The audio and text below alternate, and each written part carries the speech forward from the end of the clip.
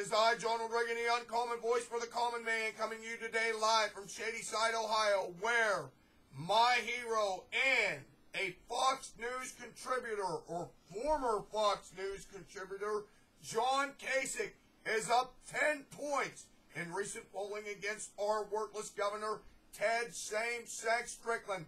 Now, I have 4 words for the other Fox News contributor, Juan Williams, that noted journalist at National Public Radio. And those 4 words are this: shut the hell up.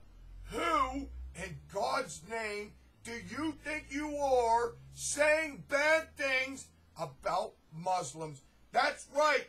I heard you on the O'Reilly Factor running your big right-wing mouth saying things about the damn Muslims, and it got you canned. That's right. You were canned by the left-wing wackos at National Public Radio because you said this, quote, "Political correctness can lead to some kind of paralysis when you don't address reality. I mean, look, Bill," meaning O'Reilly, "I'm not a bigot, but you know the kind of books I've written about civil rights movements in this country. But when I got on a plane, I got to tell you, if I see people who are dressed in Muslim garb, and I think, they are identifying first and foremost themselves as Muslims, quote, I get worried and I get nervous," end quotation. Juan Williams, what in the hell is wrong with you? You can't be saying any disparaging things about Muslims in Obama's America. And for God's sakes, you work for National Public Radio. My God, the whole National Public Radio, the Corporation for Public Broadcasting, and PBS, hell, they're nothing but a bunch of damn left-wing wackos. You were a liberal contributor at the perceived right-wing leaning Fox News, and you go and say something like this. You know damn well that you can't tell the truth on Fox News and not have serious repercussions at National Public Radio. And that's why you got fired, Juan Williams. You told the truth. I tell you this right now, and I understand what you're saying, because if I was on a plane and there was somebody dressed in a Muslim garb, I wouldn't be quite as discreet about it as you. I'd be the first one to stand up and say, hey, I'm a federal marshal, and you people don't have a damn thing to worry about. That's how I'd handle that. But I tell you what, the difference between me and you is that you work for National Public Radio, and you know damn well that you are a left-wing contributor, and you just can't tell the truth on NPR. It just doesn't work like that. But let me explain something to you about NPR.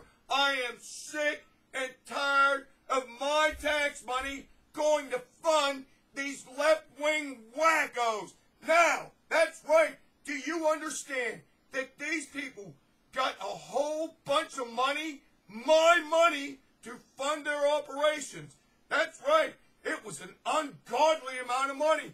In fact, the Corporation for Public Broadcasting received $502 million of my money to fund both PPS and NPR. And of that money, NPR got $400 million of the taxpayers' money. So, I want to know this. If I'm giving NPR $400 million, then how come I don't have a right to say whether you get fired or not? Because I've listened to you on Fox News, Juan Williams, and I think you're a pretty decent guy. I don't agree with your political views, but that don't make a difference, because one of the good things that you do is you can separate the issues from personalities, and that's why I like you. The same way I like Alan Colmes. He's the exact same thing, and what they did to you was wrong, but you shouldn't be shooting off your mouth like that. You ought to know who your bread is buttered by. Now, I say this right now. You should be reinstated.